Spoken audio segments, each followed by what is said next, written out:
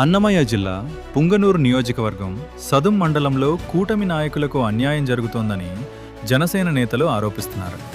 YCP హయాంలో తమపై అక్రమ కేసులు నమోదయ్యాయని జనసేన నాయకులు ఆవేదన వ్యక్తం చేస్తున్నారు. అభివృద్ధి పనుల కాంట్రాక్టులు నిలిపివేస్తున్నారని కూడా ఆరోపిస్తున్నారు. ప్రస్తుతం కూడా అధికార యంత్రాంగం మాజీ మంత్రి పెద్దిరెడ్డి మాటనే వింటోందని నాయకులు విమర్శిస్తున్నారు. ముఖ్యమంత్రి చంద్రబాబు నాయుడు, డిప్యూటీ ముఖ్యమంత్రి పవన్ కళ్యాణ్ జోక్యం చేసుకోవాలని విజ్ఞప్తి చేస్తున్నారు. అదే సమయంలో భూమి వివాదంలో న్యాయం చేయాలని ఓ మైనారిటీ కార్యకర్త కూడా ఆవేదన వ్యక్తం చేస్తున్నారు. దాని మీద యాక్షన్ లేదు. ఎంఆర్ఓ గారిని అడిగితే దాన్ని ఏమంటారు లేదు, ఆప్షన్ వస్తే చేస్తామంటున్నారు.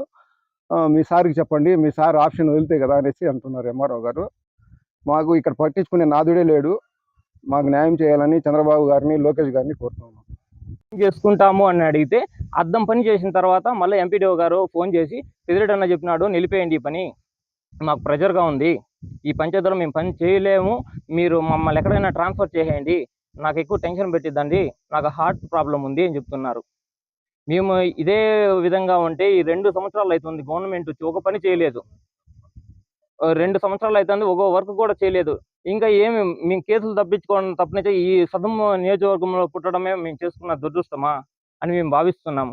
దీన్ని పవన్ కళ్యాణ్ గారు, సీఎం చంద్రబాబు గారు వరకు ఇది తీసుకువెళ్ళాలి అనే ఉద్దేశంతో మేము ఈ ప్రెస్ మీట్ పెట్టడం జరిగింది. దీనితో మాకు న్యాయం కల్పించాలనేసి కలెక్టర్ గారిని కానీ, డిప్యూటీ సీఎం గారు కానీ, సీఎం గారు చంద్రబాబు గారు కానీ వేడుకుంటున్నాం. ఇలా నాలాగానే చాలా మంది బాధితులు ఉన్నారు. ఇక్కడ ఇతను కూడా, అన్నకు కూడా ఒక 7 ఎకరాలు పొలము కోల్పోయాడు.